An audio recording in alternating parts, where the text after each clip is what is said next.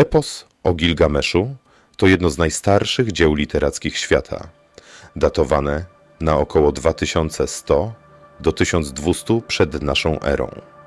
Zapisany pismem klinowym na glinianych tabliczkach w języku akadyjskim. Opowiada historię półboskiego króla miasta Uruk, Gilgamesza, którego przygody skłaniają do refleksji nad życiem, śmiercią, przyjaźnią i poszukiwaniem nieśmiertelności. Historia rozpoczyna się od opisu Gilgamesza jako niezwykle potężnego i silnego władcy Uruk, który jest 2/3 Bogiem, a 1/3 człowiekiem. Jego nadludzka siła i chęć dominacji czynią go tyranem w oczach mieszkańców miasta. Zmęczeni jego despotyzmem proszą bogów o interwencję. W odpowiedzi bogini Aruru tworzy Enkidu, dzikiego człowieka, który mieszka na pustkowiu i żyje w harmonii z naturą. Wkrótce Enkidu zostaje oswojony i wprowadzony do cywilizacji przez kapłankę Siamhat, co jest jednym z pierwszych momentów eposu, który podkreśla motyw przejścia od dzikości do cywilizacji. Po przybyciu do Uruk, Enkidu i Gilgamesz stają się przyjaciółmi, choć ich relacja zaczyna się od walki. Razem podejmują się licznych przygód, z których najważniejszą jest wyprawa do lasu cedrowego, aby pokonać jego strażnika, demona Humbabę. Gilgamesz, dążąc do sławy i chwały, szuka możliwości udowodnienia swojej potęgi, a Enkidu wspiera go w tych dążeniach. W lasie cedrowym Gilgamesz i Enkidu pokonują Humbabę, mimo że potwór błaga o litość. Ten akt zbrodni przeciwko siłom natury pokazuje pewien element tragicznej wady Gilgamesza, jego nieposkromioną ambicję, która później będzie miała swoje konsekwencje. Wkrótce po tej wyprawie bogini Isztar, oczarowana siłą Gilgamesza, proponuje mu małżeństwo, ale zostaje odrzucona. Rozwścieczona Isztar wysyła byka niebiańskiego, aby zniszczył Uruk. Gilgamesz i Enkidu ponownie stają do walki, zabijając byka niebiańskiego, co dodatkowo rozgniewa bogów.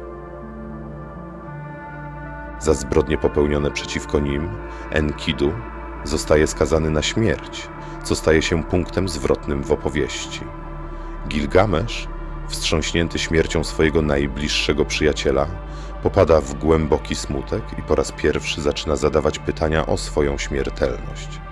Jego władza, bogactwo i sława stają się dla niego bezwartościowe wobec nieuchronności śmierci. Zrozpaczony Gilgamesz wyrusza na podróż, aby znaleźć tajemnicę nieśmiertelności. Wierzy, że jeśli znajdzie Utnapishtima, jedynego człowieka, który przetrwał wielką powódź zesłaną przez bogów i zyskał nieśmiertelność, odkryje sposób na uniknięcie śmierci. Ta część eposu jest pełna odniesień do mitów i symboliki związanej z życiem, śmiercią i odrodzeniem. Po długiej i niebezpiecznej podróży Gilgamesz dociera do Utnapishtima, który opowiada mu historię wielkiej powodzi, która zniszczyła ludzkość, przypominającą biblijną historię o Arce Noego. Utnapishtim opisuje, jak bogowie zesłali potop na ludzkość z powodu jej grzechów, ale on sam, dzięki ostrzeżeniu od boga Ea, zbudował wielki statek, na którym uratował swoją rodzinę i zwierzęta. Po potopie bogowie obdarzyli Utnapishtima i jego żonę nieśmiertelnością, ale nie było to coś, co można było po prostu zdobyć. Gilgamesz, słysząc tę historię, prosi o sekret wiecznego życia. Utnapishtim udziela mu rady. Gilgamesz ma podjąć wyzwanie i nie zasnąć przez 6 dni i 7 nocy, co miałoby dowieść jego siły. Jednakże Gilgameszowi nie udaje się sprostać temu zadaniu. Zasypia niemal natychmiast.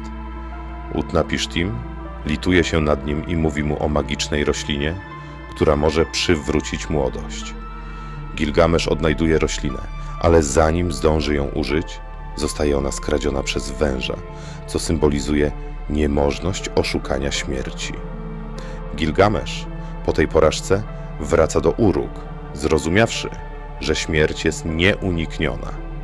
Jednak jego podróż nie była bezowocna. Zdobywa świadomość, że jego prawdziwą nieśmiertelnością jest jego dziedzictwo jako króla, który zbudował potężne mury Uruk i który pozostanie w pamięci ludzkości na zawsze. Epos kończy się refleksją Gilgamesza nad życiem, śmiercią i jego miejscem w historii. Epos o Gilgameszu jest nie tylko literackim arcydziełem starożytności, ale także kluczowym tekstem w rozumieniu wczesnych ludzkich wierzeń o śmierci, bogach i życiu po śmierci. Jest to dzieło uniwersalne, które mimo swojego wieku wciąż fascynuje i skłania do refleksji nad tym, co to znaczy być człowiekiem. Jeżeli film się podobał, to zostaw łapkę w górę oraz zasubskrybuj mój kanał Ukryta Prawda Starożytności. Możesz go również udostępnić na Facebooku bądź wesprzeć mój kanał. Będzie to najlepsza nagroda za moją pracę. Serdecznie pozdrawiam i zapraszam na kolejny odcinek.